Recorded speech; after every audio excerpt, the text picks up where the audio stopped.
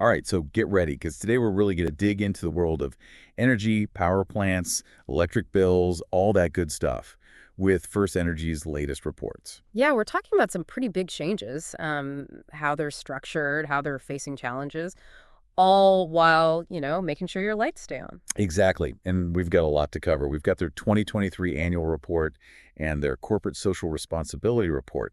And, these aren't just your typical boring financial documents. No, not at all. These are kind of like a peek behind the curtain, at how a big-time company like this is trying to find its way in an industry that's changing faster than ever. Yeah, and it's really interesting to see how they completely reorganize their business. It's not this big sprawling thing anymore. Now it's laser focused, like you said, on three main segments: distribution, integrated, and standalone transmission.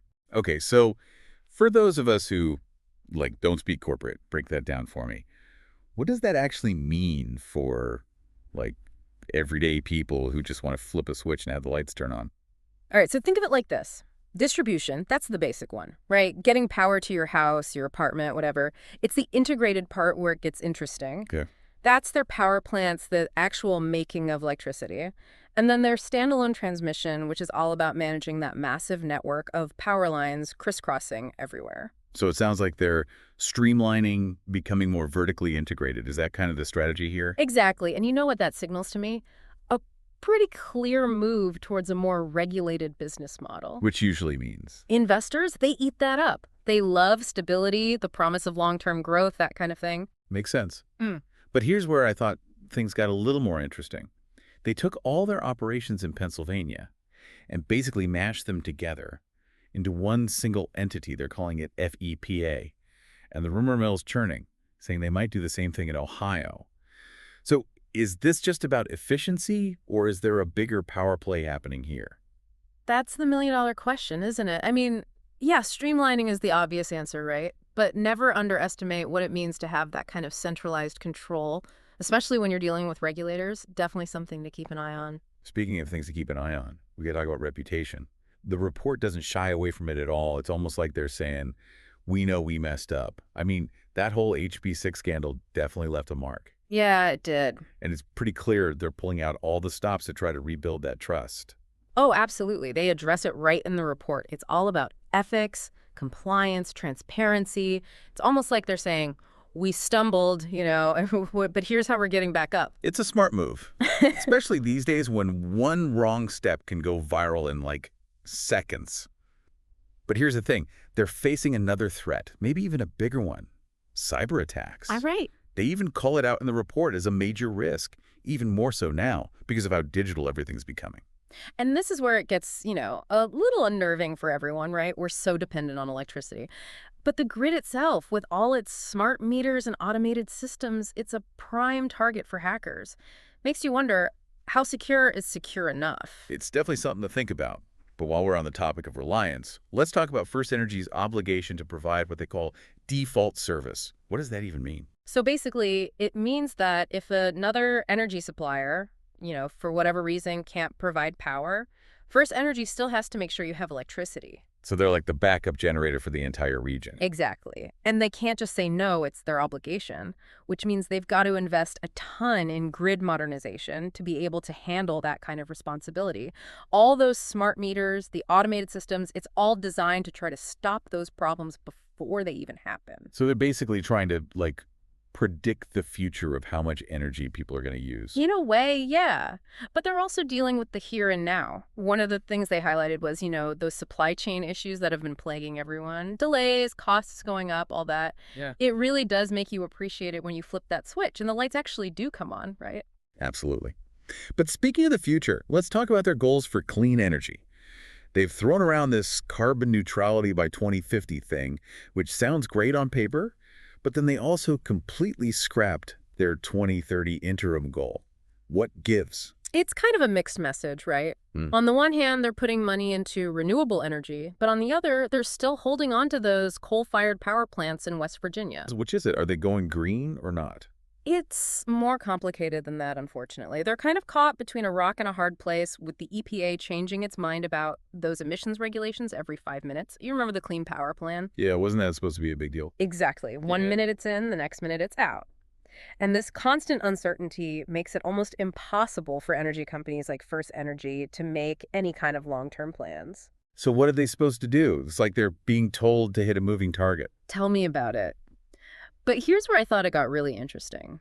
They're actually pushing really hard for these energy efficiency programs, even though it could mean people using less electricity. Wait, why would they want people to use less of what they're selling? That doesn't make sense. It's all about the long game. If they can get people to use less energy overall, they might not need to build as many power plants. Plus, it makes them look good, right? Forward thinking, environmentally conscious, good for the planet, potentially good for business. Okay, yeah, that's pretty savvy. But all these initiatives, upgrading the grid, switching to renewables, all that stuff's got to cost a fortune. Where's all that money coming from? Well, they have managed to secure billions in new credit, which means someone believes in their plan. But they're not delusional. They're very upfront about the risks, especially with interest rates being so unpredictable these days. I mean, even essential services aren't immune to the ups and downs of the economy. That's true. So basically, First Energy's walking a tightrope here. They've got financial stability on one side, environmental responsibility on the other, and all while trying to keep millions of people powered up. Talk about pressure. It's a real balancing act, no doubt about it. But speaking of balancing, are people actually using less energy? Like, have they hit those targets they set? Well, it's a mixed bag. Their report shows that energy consumption is kind of flat overall once you take out the weird weather stuff. Right, like a crazy hot summer or a freezing winter can really mess up those numbers. But let's talk about those coal-fired power plants for a sec. The ones in West Virginia, Harrison, and Fort Martin. They're talking about carbon neutrality and all that, but how do those plants fit into that picture? Those things are still churning out power. Yeah, that's the big question, isn't it? They've said these plants will be retired eventually. But the problem is they're kind of stuck because of the EPA and those emission regulations that keep changing. It's like trying to hit a moving target. Yeah. One minute the clean power plan matters, the next it doesn't. How are they supposed to plan for the future with all that uncertainty? And they have to. Think about it. They're supposed to give a whole plan to the West Virginia Public Service Commission in 2025. They got to say how they're going to meet energy needs all the way to 2040. Imagine the pressure of predicting the future when the rules keep changing on you. Talk about a headache. Yeah. And on top of that, they keep mentioning this environmental justice thing. What's that all about? Okay, so environmental justice is this idea that everyone, no matter where they live, rich or poor, city or country, deserves to be protected from environmental hazards. Makes sense. Right. So First Energy says they're trying to build this into all their plans, especially when they're deciding where to put new power lines, substations, all that. So they're saying they're trying to make sure these projects don't end up hurting communities that are already struggling. Exactly. They've got these like special mapping tools, right? They use them to look at different neighborhoods, different areas, and figure out the social and environmental situations in each place. And they say they're committed to being really open about it, especially in places that haven't always had a voice in these decisions. Okay, that's good. But actions speak louder than words, right? Yeah. What are they actually doing to reach this carbon neutrality they keep talking about? Well, one thing is they're cutting back on using this stuff called sulfur hexafluoride. Catchy? Right. But seriously, this stuff is a really bad greenhouse gas, and it's used in a lot of electrical equipment, so just by using less of it, they're making a difference. So they're swapping out that old polluting stuff for newer, cleaner technology. That's the idea. Plus, they're putting a lot of their eggs in the renewable energy basket. Mainly solar, right. Exactly. They got the thumbs up for 5 new solar farms just in West Virginia alone. That's great, but those facilities are tiny compared to everything else they've got going on, aren't they? True, but you got to start somewhere, right? And it's not like they're only building their own solar farms. They're trying to get their customers involved, too. How so? Well, they've got these programs where people can support solar projects even if they can't put panels on their own roof. It's like community solar. Oh, that's pretty cool, actually. Right. So even if you're renting or your roof isn't right for solar, you can still be a part of it. And don't forget about those energy efficiency programs we were talking about earlier. They're really pushing those hard. In fact, they teamed up with this tech incubator, a place where they help new businesses get started. Well, they're investing in companies that are working on new low-carbon technologies. So they're putting their money where their mouth is, at least when it comes to that. They are. And they're trying to think long-term about this whole climate change thing. How so? They published this thing called a TCFD disclosure. Oh, now. A TCFD disclosure. It stands for Task Force on Climate-Related Financial Disclosures. Okay, and in English. Laughing. Basically, it's a way for companies to show they're taking climate change seriously, not just as some like environmental thing way off in the future, but as something that could affect their business, their bottom line. So they're thinking about how things like extreme weather or whatever could mess with their stuff, how much it'll cost to switch to cleaner energy sources, that kind of thing. Exactly. It's refreshing to see, to be honest. Yeah, it's good they're thinking ahead instead of just focusing on the next 3 months' profits. But this is complicated, right? Switching to, like, a totally carbon-neutral energy system, Yeah. that's a huge, huge deal. There are going to be some bumps in the road. Oh, absolutely. I mean, we're talking about changing how we do everything, like the tech for storing energy on a big scale. We're not even close to figuring that out yet.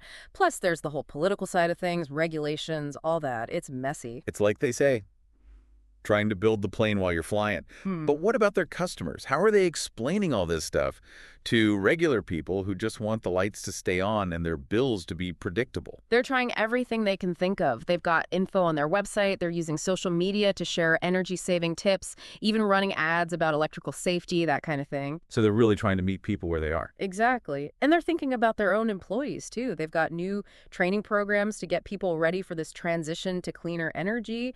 They're even trying to encourage new ideas from their own people. Like, they created a special space where employees can brainstorm and try out new tech. So they're trying to build a company culture of, like, creativity and problem solving. That's cool. It is. And they're trying to make sure everyone's included. Diversity and inclusion. Exactly. They want a more diverse board of directors, and they're really trying to hire people from groups that have been excluded in the past. Plus, they're paying attention to things like employee well-being, offering help with mental health, financial planning, all that stuff.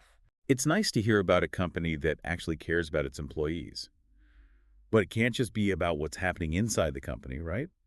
What about all those communities they serve? Yeah, they're working on that too. They've given millions to local charities, plus they're involved in projects to try to improve life in those communities. So they're really trying to walk the walk when it comes to being a good corporate citizen. Yeah, they're putting in the effort. They want to build good relationships with everyone, the customers, the employees, the community leaders, everyone. It really sounds like First Energy is trying to redefine what it means to be an energy company these days.